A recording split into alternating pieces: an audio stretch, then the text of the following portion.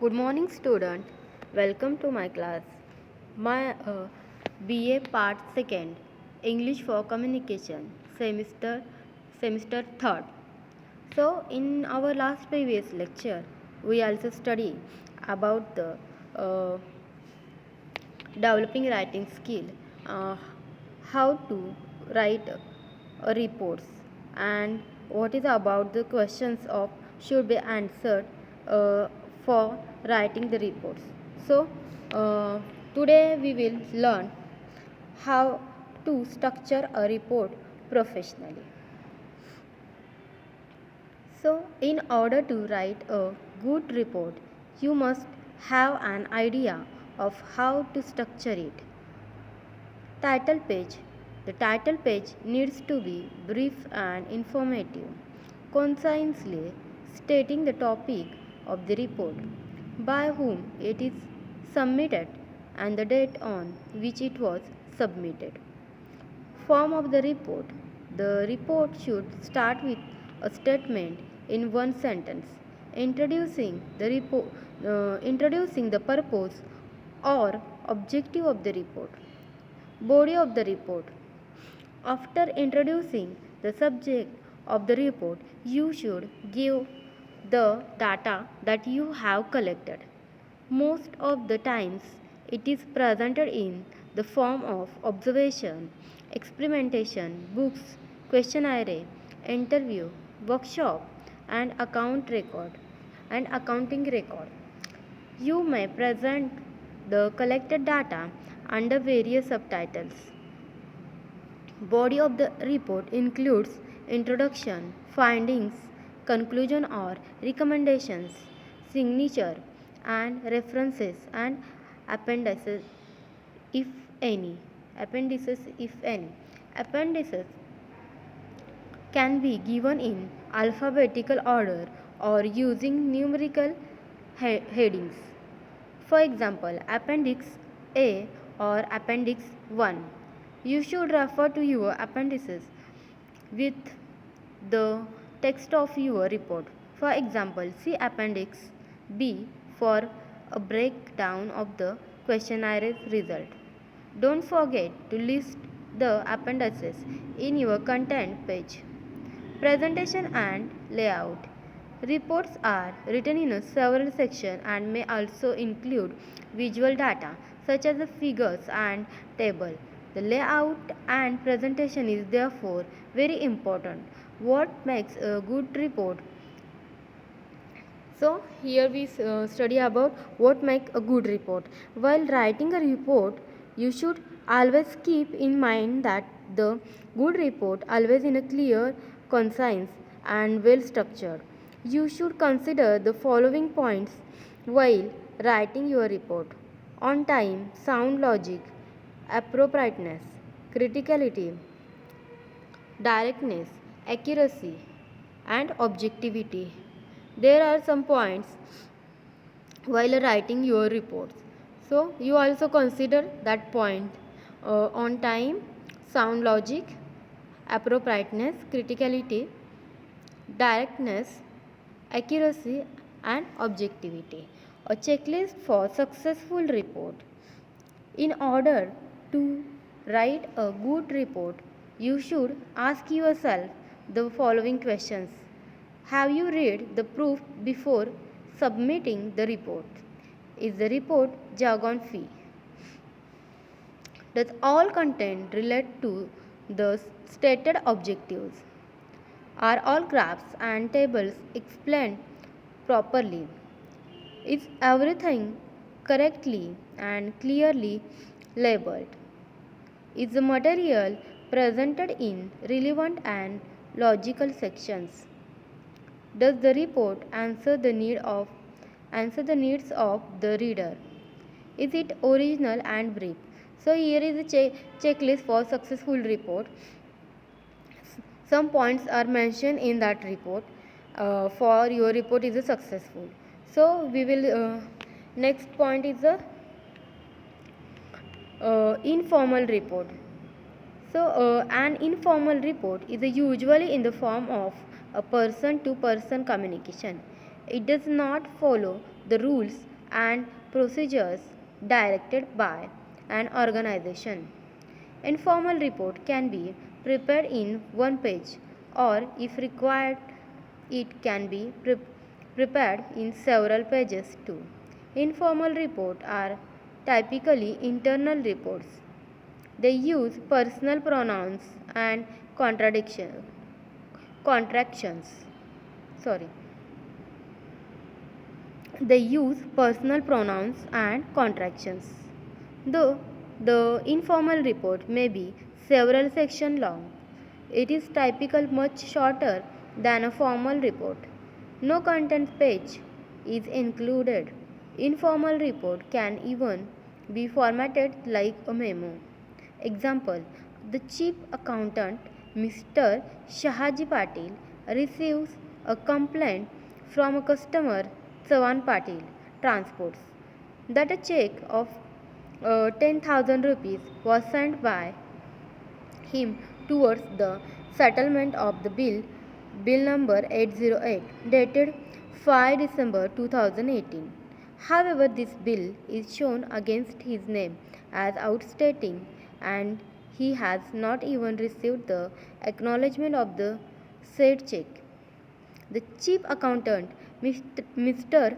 Shahaji Patil, asked the senior accountant, Mr. Nitin Desai, to look into the matter and submit a detailed report. Let's study the report submitted by him. Here is the date mentioned, 25 December 2018, and 2. This report is writing for this person to Mr. Shahaji Patil, the chief accountant. Subject is report on customer's complaint, Chavan Patil's Transport. So, first in the background, I have thoroughly investigated the above mentioned complaint as I have been asked to do in your memo dated 16 December 2018. All relevant ledgers were checked and also accounts of companies with the similar names were gone through. Second one is the findings. A check of 10,000 was received on 25 November 2018 from Chavan Patil Transport. However, on that day, it was wrongly credited to the accountant of Ghadge stores and even a receipt was sent to them. It happened because the accountant clerk was on leave and new person was handling the matter. Third one is action taken. I have amended the account of the two clients concerned and written a letter of apology to Chavan Patil Transports. Ghadge stores have been notified that the receipt sent to them should be treated as cancelled. All accounts clerks are informed of this mistake and are asked to be careful in future. The senior account clerk note the use of structure. The paragraph uses simple past tense, explaining what I did, investigated, checked, talked, and etc. It mostly uses passive constructions because the business reports are impersonal. Okay, here are a business report and it is a informal report. So here mention their name and subject, background, and what was the findings, and then what to take action about that. So, and here also uses simple past tense. So it mostly uses passive construction because the business reports are impersonal. Ledgers were checked, accounts were gone through, a check was received, was wrongly credited, a receipt was sent. Here is the passive constructions. The next one is a formal report. If you are writing a report for upper management or for another organization, you will need a formal report. Formal reports are also used for research papers in higher education. Formal reports are longer and well researched. Such a report are impersonal, rarely using personal pronouns and contradiction. Summarize are located on separate pages and usually have more than one heading. Formal reports may also be preceded by a proposal. Include a contents page if your report is more than 5 pages long. Covering letter, a covering letter or memo may be required for formal report. Example: report on proposed new office giving details of the most suitable buildings available and the structural alterations that will be necessary. The name here mentioned Johnson and Co. Limited, Dasra Chowk, Kolhapur. Here is the date 4th December 2018.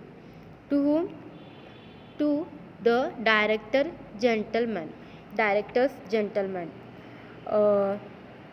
In accordance with your instruction of 20th November, I have inspected a number of buildings and recommended as the most suitable for our purpose buildings near Shahu Mill. The buildings consist of two-story and has 14 rooms in all. Apart from the basement, it is situated near the business center of the city and within a distance of 5 minutes walk from the company. The rooms are well lighted, airy and spacious. It's recently built structure and well maintained with a small garden around it. Some structural alterations will have to be made to suit our purpose. Two dividing walls will have to be removed so as to make four of the rooms on the ground floor into two large offices for the general staff. I suggest that the three rooms on the first floor be made into the one hall to be used for board and general meetings. Wherever walls will be removed, supporting bars will have to be inserted. Yours, lastly, yours faithfully, Nilesh Shinde, Secretary. Here is a formal and informal report. How to write? We was study about the formal and informal report, and we also learn about it. So here is a first task to complete for you, all of you students. Please complete this task. Write a report to the chairman about damage done by fire explosion and the means of carrying on business during rebuilding. Okay student, thank you.